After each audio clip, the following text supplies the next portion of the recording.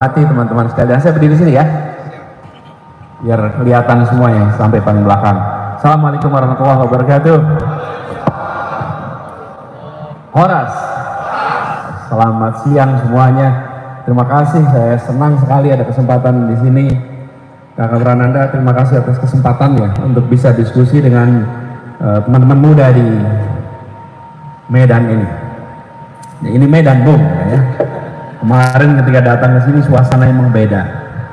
Teman-teman sekalian, kita mau bicara tentang anak muda. Saya tidak akan bicara banyak. Jadi saya usul kita lebih banyak berdiskusi. Saya mau sedikit saja. Sesudah itu silakan teman-teman menyampaikan pikiran, pertanyaan. Nanti insya Allah kita jawab. Nah, yang unik dari anak muda adalah dia punya masa depan lebih panjang daripada masa lalu. Lebih panjang masa lalu, bukan soal hitungan harinya, tapi pandangannya. Kalau orang tua menuliskan biografi, kalau orang anak muda yang menuliskan rencana masa depan, itulah anak-anak muda. Karena itu anak muda selalu melihatnya ke depan. Kalau ada orang yang lebih banyak bercerita tentang masa lalu, walaupun hitungan usianya masih kecil, sesungguhnya dia sudah tua. Jadi kalau ada di antara teman-teman ini, hitungan umurnya 20-an, tapi ceritanya masa lalu terus, you are old. Anda tua. Tapi sebaliknya, kalau ada orang hitungan tahunnya sudah panjang, tapi yang dibahas tetap masa depan, maka sesungguhnya dia masih muda, masih muda. Nah, yang berada di sini adalah anak-anak yang kelihatan ke depan. Nah, saya melihat teman-teman ke depan, kita punya tradisi yang luar biasa tentang peran anak muda. Anak muda itu bawa kebaruan. Anak muda itu punya keberanian. Dan anak muda itu punya perspektif yang unik terhadap semua hal. Disitulah keunikannya anak-anak muda. Karena itu ketika anak-anak muda itu memilih untuk sibuk, memilih untuk berkiprah, ini anak-anak muda ini sedang menyiapkan masa depan. Jadi teman-teman di sini, kalau ada anak muda yang sibuk, waktunya habis untuk kegiatan, apapun kegiatannya, maka kita boleh pandang ini adalah stok pemimpin kita di masa depan. Ya. Tapi kalau dia longgar, nah ini bukan stok pemimpin ke depan. Pemimpin ke depan ini orang-orang yang pada sibuk dengan segala macam aktivitasnya. Yang OSIS mana di sini? Yang OSIS SMA. Yang mahasiswa? Yang mahasiswa. Buat teman-teman mahasiswa, OSIS ini aktivis-aktivis yang harus bisa, kalau dalam pengalaman kami, saya dulu aktif di OSIS, aktif di mahasiswa juga aktif, dan dari pengalaman tentang aktivitas itu, bekal itu dirasakan manfaatnya kemudian hari. Pada saat aktifnya yang dapat cuma lelahnya aja, sibuknya saja. Tetapi sesungguhnya pengalaman ketinggalan saja, ketinggalan pelajaran tuh. Anda, ini hari Sabtu sih, kadang-kadang ikut aktivitas hari sekolah, kehilangan pelajaran, ketinggalan di antara teman-teman yang lain. Ketinggalan itu saja, itu adalah sebuah problem yang nanti kemudian akan kita hadapi di masa pasca belajar. Jadi buat teman-teman semua di sini, saya ingin sampaikan pada semuanya, terima kasih. Terima kasih Anda memilih repot, terima kasih Anda memilih aktif, terima kasih Anda memilih untuk menghabiskan waktu untuk bergerak mengembangkan kepemimpinan Anda ke depan. Nah, nanti suatu saat Anda akan ambil manfaatnya. Saya ingin berpesan, jangan sampai aktif di luar kelas, dalam kelasnya tidak aktif. Jangan sampai juga aktif dalam kelas, luar kelasnya tidak aktif. Dua-duanya aktif. Jadi kalau aktif itu jangan aktif di luar kelas saja, tapi juga di dalam kelas. Dua-duanya dapat. Dengan cara seperti itu, maka kompetensi pribadi Anda didapatkan, tapi peran di masyarakat dirasakan. Karena itulah anak muda saya sering sampaikan dua peran, menyiapkan masa depan sekaligus juga berperan di masa kini, terlibat dalam urusan masyarakat, seperti halnya Anda hadir dalam forum ini. Jadi teman-teman sekalian, saya dengan senang hati berdiskusi lebih jauh. Kakak Willy, kalau boleh kita berikan kesempatan, silahkan bertanya bebas, diskusi bebas, nanti kita akan saling tukar pikiran, saling belajar dari forum ini. Terima kasih. Makasih Kakak Anies. Kita berikan aplaus sekali lagi. Teman-teman silahkan acungkan tangan Anda, sebutkan nama dan dari mana. Karena banyak yang akan bertanya, to the point apa yang akan ditanyakan. Oke, sebelah kiri ini 2 orang. Oke, berdiri dulu. 1 orang. Ada lagi? Oke, 2. Tengah, cewek mana? Berdiri. Berdiri aja. Oke, pojok belakang cewek lagi. Itu yang jilbab ungu. Ya itu, benar. Ya itu, yang pakai masker. 2. Oke. Sini pakai peci. Oke, 2. Dua-dua. Ini sama-sama AMI atau enggak? Enggak boleh. Jangan dua-duanya. SMA. Jadi berdiri. Ya SMA 1. Boleh. 7 ya. Belakang 1 lagi. 8. Berdiri pokoknya yang saya tunjuk berdiri. 1 orang lagi biar 9. Biar kayak Wali Songo. Cewek itu yang pakai. Oke. 3 kiri, 3 kanan. 3 kiri, tengah, kanan. Oke. Kita mulai dari pojok dulu. Silakan.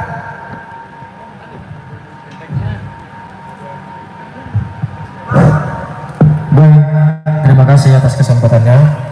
Assalamualaikum warahmatullahi wabarakatuh. Perkenalkan Pak, nama saya Ismail Siregar, asal dari Gunung Tua, Padang Lawas Utara, kuliah di Universitas Al-Wasliyah Medan ataupun Unipa Medan dan menjabat sebagai Ketua MPR Unipa Medan. Pertanyaan saya Pak, bahwasanya sama-sama kita ketahui pemuda ataupun mahasiswa adalah agen perubahan untuk bangsa. Seperti tema kita tadi, pemuda dan karakter bangsa. Jadi, para pemuda zaman sekarang sudah hilang untuk memperjuangkan pengorbanan para pahlawan bangsa dan negara kita ini Pak. Dan sebentar lagi kita akan memperingati hari 10 November, Hari Pahlawan. Jadi pertanyaan saya Pak, bagaimana menurut Bapak ataupun menurut sudut pandang Bapak tentang pemuda untuk membangun bangsa ataupun negara ini untuk perubahan yang lebih baik? Apa saja pemikiran yang ingin dibangun pada saat ini? Terima kasih Pak. Assalamualaikum warahmatullahi wabarakatuh. Lanjut ya. Baik, Assalamualaikum warahmatullahi wabarakatuh. Izin Pak Anies, nama saya Muhammad Hidayah. Saya dari Rumah Cendekiawan Muda Indonesia. Kebetulan saya pendirinya. Hari ini sebagai mahasiswa Magister Ilmu Hukum USU. Yang ingin saya tanyakan, pertama saya ingin katakan ketika saya melihat Pak Anies, saya melihat wajah masa depan Indonesia.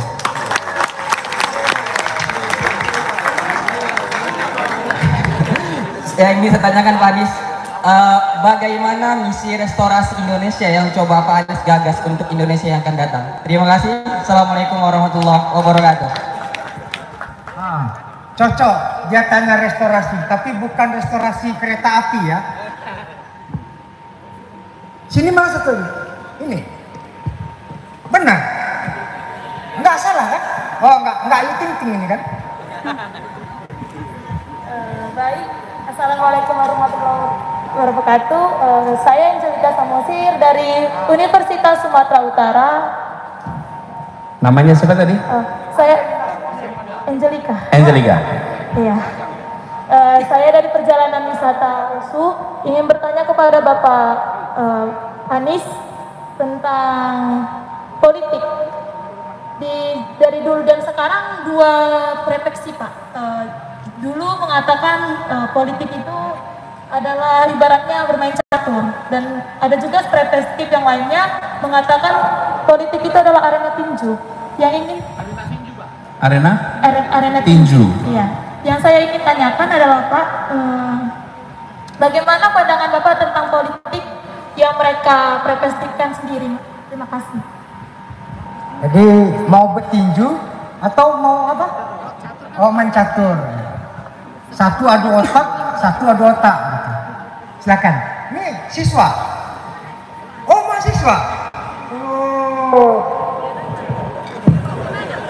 Baik, Assalamualaikum warahmatullahi wabarakatuh. Perkenalkan, nama saya Ananda Frisilia Abdiani, biasa dipanggil Cila. Nah, saya merupakan mahasiswi dari Politeknik Kesehatan Medan, jurusan Teknologi Laboratorium Medis, dan merupakan founder Health Youth Ambassador yang bergerak di bidang kesehatan.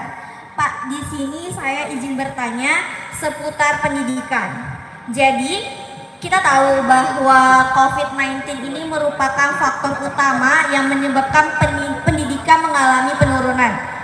Ketika saya kemarin seleksi 10 besar finalis Mawapres dari Kemenkes di Bandung, kami juga diskusi masalah ini. Kenapa mahasiswa itu kehilangan yang namanya percaya diri. Jadi ketika kita ada Zoom meeting, maka mahasiswa itu pada off cam baru tidak berani bertanya kepada dosen dan lain sebagainya. Nah, di sini saya ingin bertanya, bagaimana sih Pak, Bapak bisa membantu saya untuk menggerakkan mungkin secilnya itu teman-teman saya untuk meningkatkan nilai percaya diri. Karena saya yakin diri mereka dan juga para dosen tidak mampu meningkatkan nilai percaya diri tersebut. Baik, terima kasih. Wassalamualaikum warahmatullahi wabarakatuh. Ini bernas-bernas pertanyaannya Pak Anies, luar biasa. Ini baru anak SMA Pak Anies. Nih, bukan ini kan, bukan sulap bukan kan?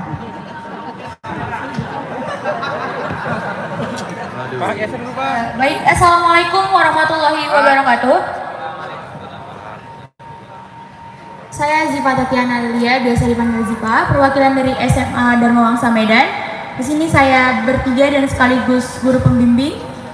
Saya menjabat sebagai Sekretaris Umum OSIS SMA Dharma Wangsa Medan.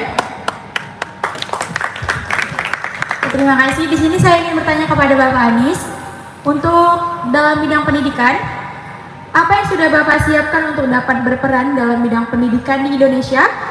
Utamanya itu memantapkan tenaga pengajar dalam pembentukan karakter siswanya sendiri. Terima kasih, Pak. Satu lagi yang tengah mana tadi? Ini yang pojok satu tengah ini. Oh, ini tadi ya. Sebentar ya, Pak ya. Nanti marah dia sama aku.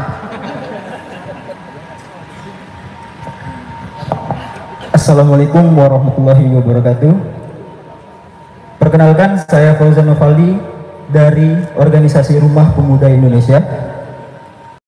Yang saya banggakan Bapak Anies Baswedan, Bang Prananda Suryapaloh. Izin Bang Moderator, saya minta izin 7 menit aja untuk curhat. 5 menit. Baik. Siap. Jadi begini Pak, seingat saya, Bapak pendiri bangsa mendirikan negara Republik Indonesia dengan tujuan menjadikan bangsa Indonesia yang berdaulat dan memiliki cita-cita untuk memakmurkan dan mensejahterakan bangsa Indonesia. Yang jadi permasalahannya Pak, kita memiliki SDM yang banyak. Tapi kenapa kita tidak bisa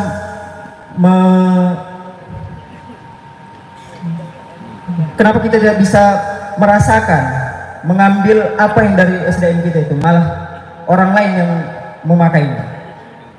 Jadi itu jadi resah untuk kami Pak. Bagaimana nanti negara kita ini ke depannya?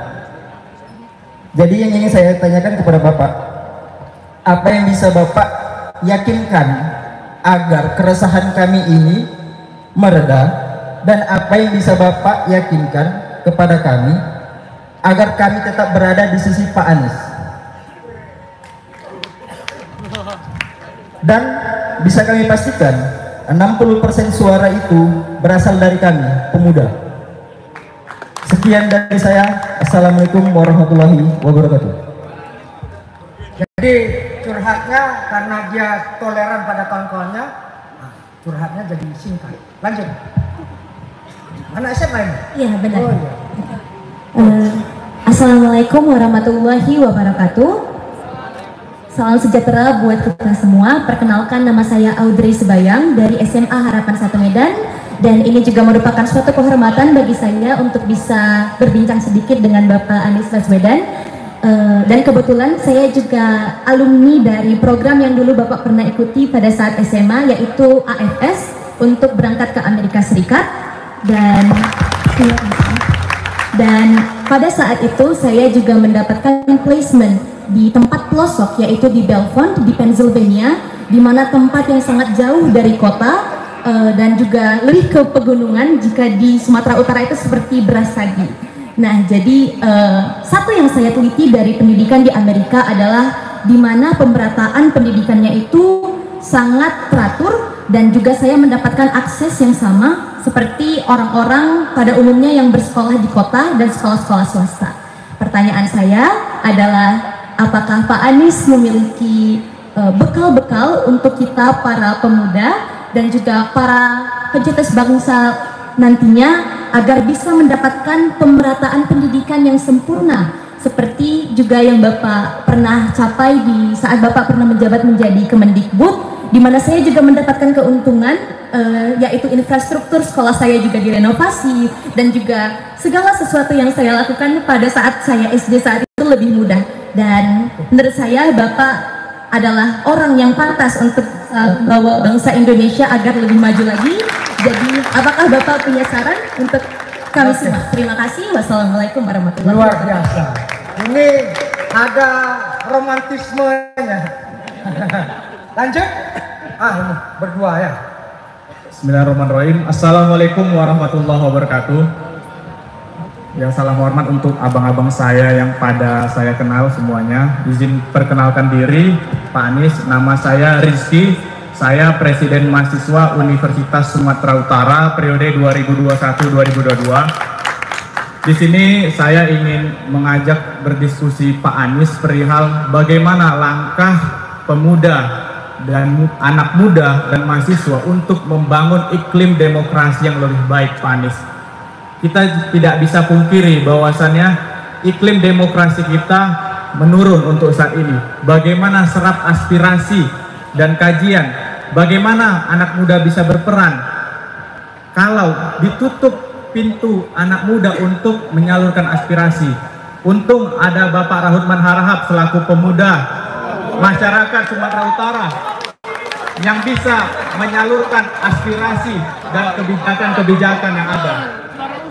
Jadi mungkin itu yang bisa saya harapkan dari Pak Anies. Bagaimana cara Pak Anies untuk membuat anak-anak muda bisa berperan. Mahasiswa dan anak muda bukan hanya sebagai objek demokrasi. Kita bukan hanya sebagai objek politik, tapi kami anak muda layak untuk menjadi subjek politik. Kami tidak ingin hanya generasi tua yang bisa memimpin Indonesia. Kita anak muda ingin berperan, dan jikalau apa yang saya lihat ketika jawaban Pak Anies membangun restorasi untuk Indonesia yang lebih baik, kenapa kita anak muda tidak saja mencalonkan Pak Anies sebagai calon presiden Republik Indonesia ke depannya? Terima kasih. Assalamualaikum warahmatullahi wabarakatuh. Assalamualaikum warahmatullahi wabarakatuh. Kenalkan Bang dan kawan-kawan semuanya, saya Pangeran Siregar, Sekretaris Umum Badan Koordinasi Himpunan Mahasiswa Islam Sumatera Utara. Salam hangat saya mewakili kawan-kawan dari keluarga besar HMI Sumatera Utara pada Abang Da Surya Paloh dan juga Kanda Anies Baswedan, salah satu alumni HMI yang selalu menjadi inspirasi kader-kader HMI se-Indonesia. Saya izin mewakili kawan-kawan dari Batko HMI Sumatera Utara ingin bertanya. Sepertinya saya pikir ini juga dipahami oleh Kanda Anies, bahwasanya kita di HMI itu punya rumusan terkait dengan pengembangan sumber daya manusia. Karena berbicara tentang pengembangan suatu negara dan bangsa, itu toh berbicara tentang bagaimana kemudian negara atau suatu bangsa mampu mengkoordinir dan mampu meningkatkan kualitas dari SDM-nya. Kita punya yang namanya Mission HMI, yang kemudian itu ada 5 kualitas insan cita, yang saya pikir Kanda Anies juga paham akan itu. Itu ada 5 kualitas insan cita, yang kemudian itu akan ketika setiap individu dari kader-kader HMI mempunyai kualitas insan cita, itu akan menjadi masyarakat cita. Dan dengan kehadiran oleh Kanda Anies sebagai salah satu calon presiden, maka kita pikir untuk mewujudkan masyarakat kita ini, kita dari HMI harus juga memimpin menjadi top leader dari bangsa ini.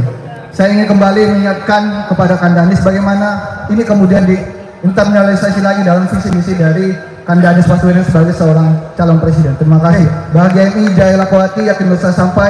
Assalamualaikum warahmatullahi wabarakatuh. Waalaikumsalam warahmatullahi wabarakatuh.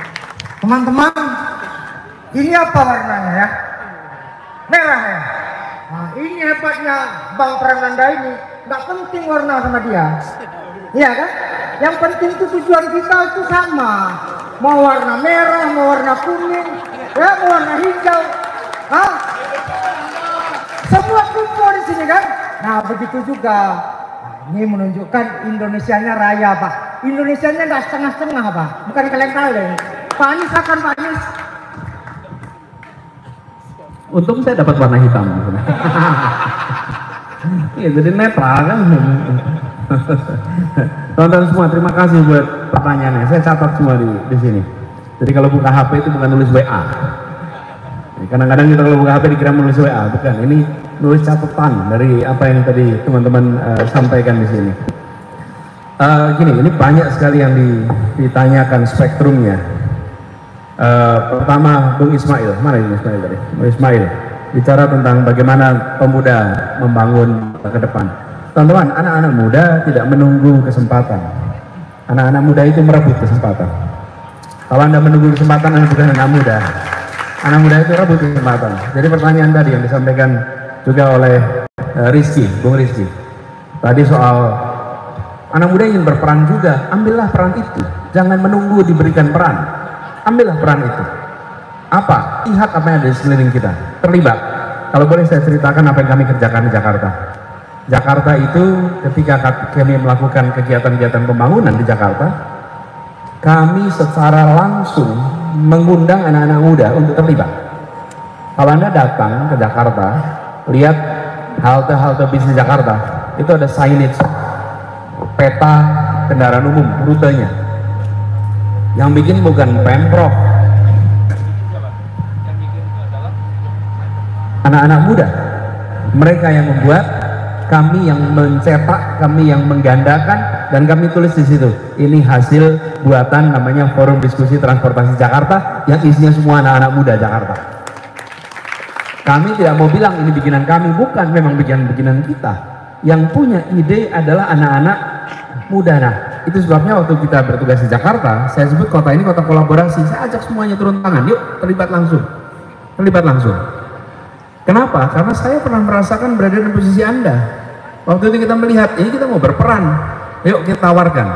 Jadi kami membuka, silahkan yang mau berperan. Nah buat teman-teman semua, lihat apa yang peran bisa dimainkan di sini. Kalau peran Anda itu, misalnya Anda menyaksikan sebuah pengelolaan pemerintahan, Anda menyaksikan kondisi masyarakat yang di situ ada ruang untuk Anda berperan, Anda ambil. Anda ambil. Dan tidak selamanya yang namanya peran itu politik. Saya beri contoh, teman-teman. Saya tadi malam ketemu dengan beberapa orang mahasiswa yang mengelola namanya Sumatera Utara Mengajar. Ya, di mana anak-anak mahasiswa dikirim ke pelosok Sumatera Utara selama 2 minggu. Itu turun tangan nyata itu. Memilih 2 minggu berada di kampung-kampung, mengajari adik-adiknya, saudara sebangsanya, apapun yang Anda bisa ajarkan. Jadi yang disebut sebagai peran itu tidak hanya dalam urusan politik, tapi juga urusan-urusan yang lain. Jadi teman-teman sekalian, lihat lingkungan, ambil peran itu. Dan kalau Anda disebut pemimpin muda, ada orang yang mengambil peran. Seseorang disebut pemimpin bila apa karakternya pemimpin itu? Wibawa, apa lagi? Hah? Jujur, apa lagi? Apa? Hah? Bijaksana, apa lagi? Tegas, apa lagi? Fatonah, oke, amanah, tabligh, sidik. Apa lagi? Berani ambil risiko, apa lagi? Saya mau tanya teman-teman, kalau ada orang berani ambil risiko, dia bisa disebut pemimpin tidak? Kalau ada orang berwibawa, dia bisa disebut pemimpin tidak? Enggak. Kalau Anda jujur, Anda disebut pemimpin tidak? Belum. Jadi apa yang buat pemimpin? Pemimpin itu disebut sebagai pemimpin jika dan hanya jika ada pengikut. Oke? If nobody follow you, you are no leader. Ya, if nobody follow you, you are no leader. Nih seorang muslim sholat, lagi sholat nih sendirian sholat. walaupun tempatnya di dalam mihrab, boleh tidak disebut imam? Oke, syarat disebut imam bila apa? Itu dia. Begitu ada makmum maka Anda disebut imam. Jadi membuat Anda sebagai pemimpin siapa? Anak buah. Betul tidak? Jadi ketika Anda menyaksikan perang, Anda disebut berperan bila apa? Bila Anda secara gagasan, kerja, melakukan terobosan, orang lain mau ikut, Anda jadi pemimpin. Jadi ketika Anda memimpin, itu bukan karena punya jabatan. Nah, ini juga komentar untuk yang tadi adik kita dari SMA, namanya Ziva, ya, Ziva tadi menyebut saya menjabat sekretaris OSIS. Anak muda jangan jadi pejabat, anak muda jadilah orang yang pegang tanggung jawab. Kak, saya sedang bertanggung jawab sebagai sekretaris, jangan bilang pejabat, oke? Pejabat itu nanti orang-orang tua aja yang kasih pejabat, okay? Saya adalah orang yang sedang bertanggung jawab, jangan sebut diri sebagai sedang menjabat, bukan. Inilah pemimpin muda. Pemimpin muda itu bukan karena diakui orang tua. Pemimpin muda karena dia diakui oleh sebayanya. Karena itu Anda disebut sebagai pemimpin muda. Okay? Jadi buat teman-teman semua di sini, ambil peran itu, nanti otomatis Anda akan berkontribusi dan Anda diakui sebagai pemimpin. Kan orang-orang sekitar Anda nanti akan mengakui kepemimpinan Anda. Kalau orang diakui kepemimpinannya oleh orang tua, itu namanya pejabat muda. Pejabat muda, usianya muda tapi dikasih jabatan sama orang tua. Yang Anda butuhkan adalah pengakuan dari sebaya. Disitulah letak kekuatan anak-anak muda. Kemudian tadi ada pertanyaan dari Ananda. Mana Ananda tadi? Ananda, tanya tentang bagaimana bisa meningkatkan percaya diri. Nomor satu, kalau saya boleh usul, sebagai anak-anak muda, jangan pernah tengok anak muda lain dengan pandangan merendahkan. Jangan pernah.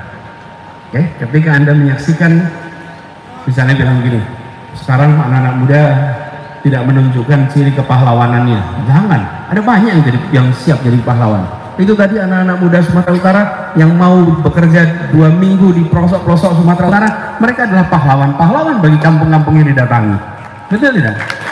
Ya, kita punya stok. Nah, soal meningkatkan percaya diri, memang pandemi ini membuat sebagian proses belajar jadi berjarak karena menggunakan teknologi. Tapi jangan keliru, ada pengalaman tambahan yang didapat di sini. Jadi di satu sisi kita kehilangan interaksi langsung, tapi di sisi lain kita mengalami percepatan penggunaan teknik saja. Di dalam jangka teman-teman kurang confident saja, Anda bikin aktivitas yang memungkinkan orang untuk ngobrol, untuk diskusi, tapi jangan dimulai dengan judgement. Jangan mulai begini, percaya diri kita program langsung buat kegiatan, langsung aja konkret. Ada tadi pertanyaan soal politik ini catur atau tinju. Kelihatannya catur dan tinju. Catur dan tinju. Gini, kalau yang politik yang saya pahami adalah berkecimpung di wilayah publik untuk kepentingan orang banyak, membawa aspirasi, membawa gagasan untuk tujuan bersama kita. Itulah proses politik. Dan teman-teman yang sekarang sedang aktif, Anda sesungguhnya terlibat dalam proses politik. Politik tingkat OSIS, politik tingkat mahasiswa, Anda sesungguhnya terpilih. Bahkan lagi kemarin yang jadi OSIS dipilih tidak? Dipilih. Itulah proses politik sesungguhnya. Teman-teman yang aktif semua di sini, Anda mengikuti proses politik. Nah, di dalam proses politik ini, teman-teman, saya usul tinggikan ide, bawa gagasan. Jangan berpolitik tanpa gagasan, bawa ide, bawa gagasan. Sehingga ketika Anda berpolitik, Anda punya sesuatu yang Anda tuju, Anda punya misi, Anda punya tanggung jawab yang akan ditunaikan. Nah, dalam politik tidak ada musuh, adanya lawan. Lawan, tapi jangan pernah ada musuh. Seperti olahraga itu tidak ada musuh. Tidak ada pertandingan sepak bola klub A musuh klub B. Nggak ada. Yang ada lawan, ada istilah musuh. Nah, dalam politik jangan Anda lihat namanya musuh, tapi lihat sebagai lawan. Kenapa? Kalau musuh saling menghabisi, kalau lawan saling menguatkan. Ya, lawan itu saling menguatkan. Lawan debat itu teman berpikir, betul? Lawan badminton teman olahraga, iya. Lawan partai adalah teman demokrasi, iya. Tapi kalau ada yang membayangkan sebagai musuh, udah salah rute itu, salah rute. Makanya dibangun kebiasaan lawan itu dari mulai mahasiswa, dari mulai siswa. Bagi mereka yang pernah terlibat gerakan mahasiswa, yang pernah terlibat di dalam aktivitas masa muda, pasti tidak akan pernah memandang lawan politik sebagai musuh. Nah, akan pernah, karena sudah terbiasa debat, sudah terbiasa dalam kompetisi, proses politik biasa, relax. Dan itu yang juga membuat kalau kita terima kritik, relax. Jangan mahasiswa sering dikritik. Jangan Anda mimpin sidang coba, mimpin sidang, wih rame betul itu. Yang pegang palu kadang-kadang palunya hilang. Lagi mikir lagi kemana nih palu? Pengalaman yang pada sidang-sidang ini penuh dengan segala macam dinamika, relax menghadapinya. Jadi saya usul jangan terpaku, Angelica, jangan terpaku dengan analogi yang belum tentu tepat, karena catur ataupun tinju itu adalah analogi, belum tentu analogi itu tepat. Jadi jangan usah dibandingkan, karena dalam proses politik ini adalah proses Anda membawa tinggi mulia. Tadi Kakak Willy cerita, ada nama Soekarno, ada nama Hatta, ada nama Syahrir. Di sini ada tokoh dari Medan namanya Adam Malik. Mereka itu profesinya apa coba? Politisi mereka itu. Tapi mereka kita tonton sebagai teladan, betul? Dia bukan sedang bermain catur dan bukan sedang bertinju. Dia sedang membawa misi mulia, betul tidak? Iya, bawa misi mulia untuk kebaikan orang banyak, yang dia sendiri belum tentu merasakan manfaat langsung dari kebaikan yang dia usahakan. Itulah orang-orang politik yang membawa kemuliaan. Jadi kita pandang politik ini sebagai sebuah wilayah untuk berbuat kebaikan bagi orang banyak.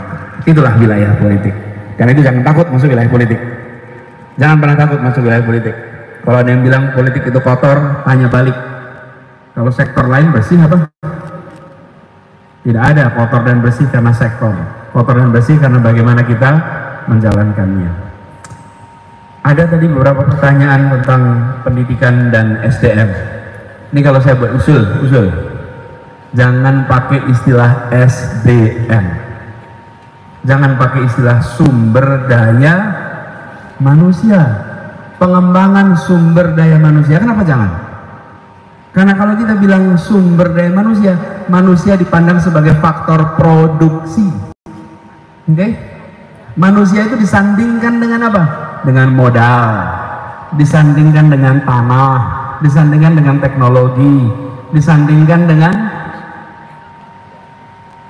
faktor-faktor produksi apapun.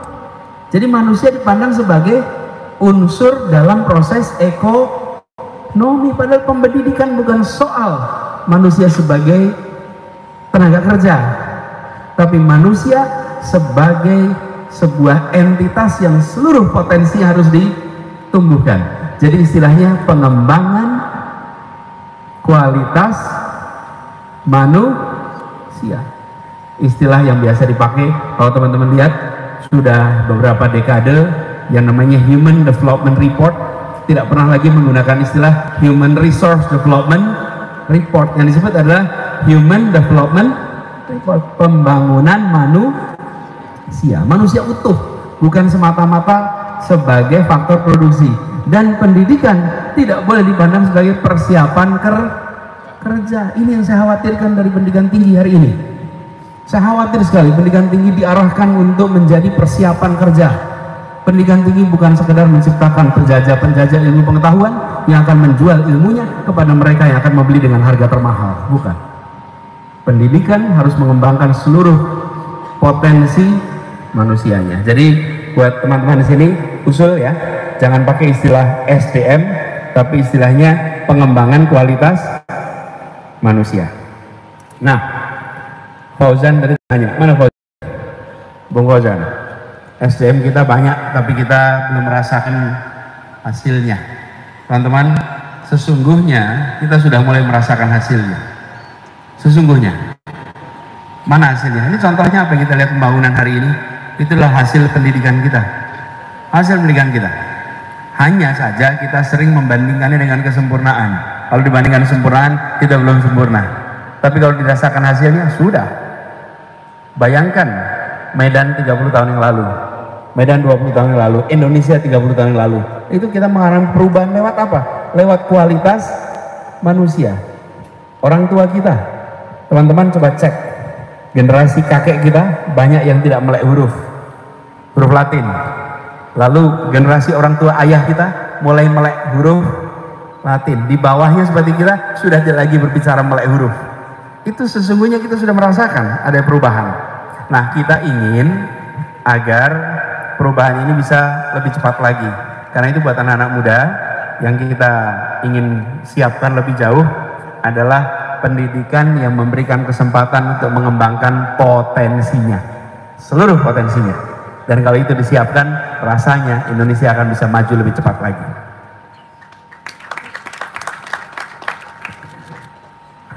Waktu, ya, ini pertanyaannya 9 jadi. Saya jawab singkat aja ya, teman-teman. Untuk ke depan terkait dengan pendidikan, sesungguhnya kuncinya ada pada kualitas pendidik, kualitas guru untuk SMA ke bawah, dan untuk perguruan tinggi harus dikembalikan. Bagaimana perguruan tinggi bisa menjadi tempat bagi siapa saja tanpa harus membebani biaya yang tinggi untuk kuliahnya. Itu salah satu yang paling penting. Karena kalau sekarang ini banyak biaya kuliah yang mahal yang menyebabkan mereka yang masuk kuliah sudah dari keluarga yang makmur, sehingga kesempatan kuliah itu menjadi terbatas.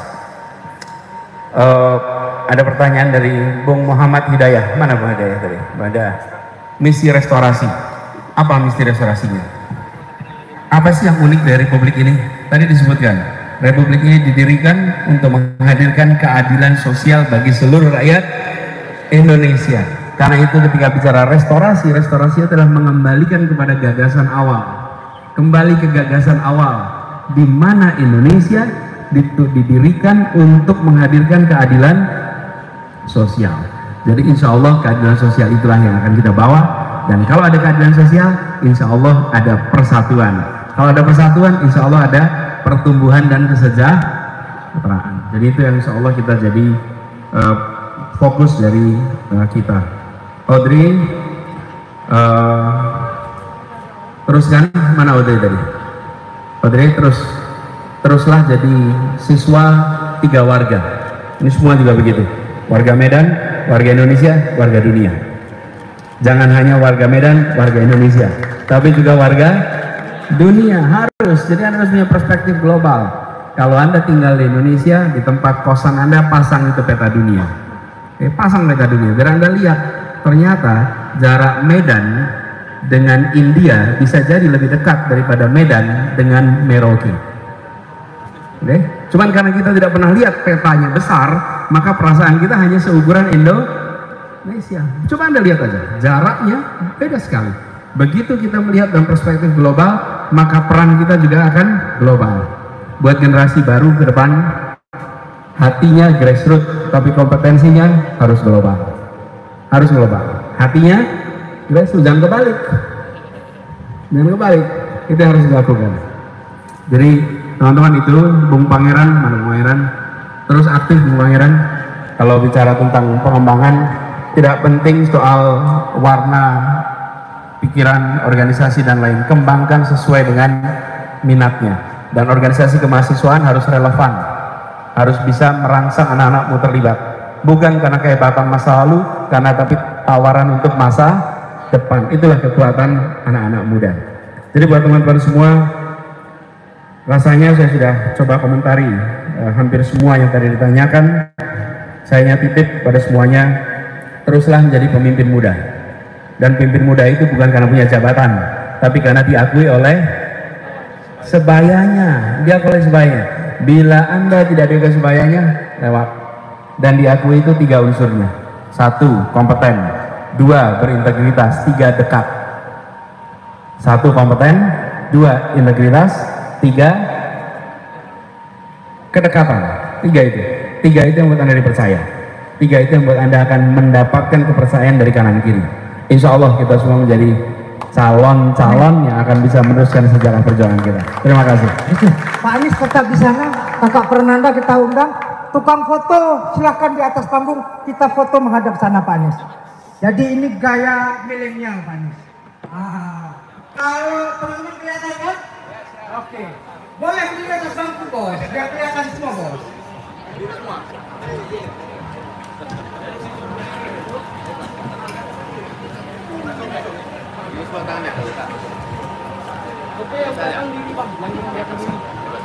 Yang belakang silakan berdiri bos. Kalau mau diri di bak kursi pun boleh.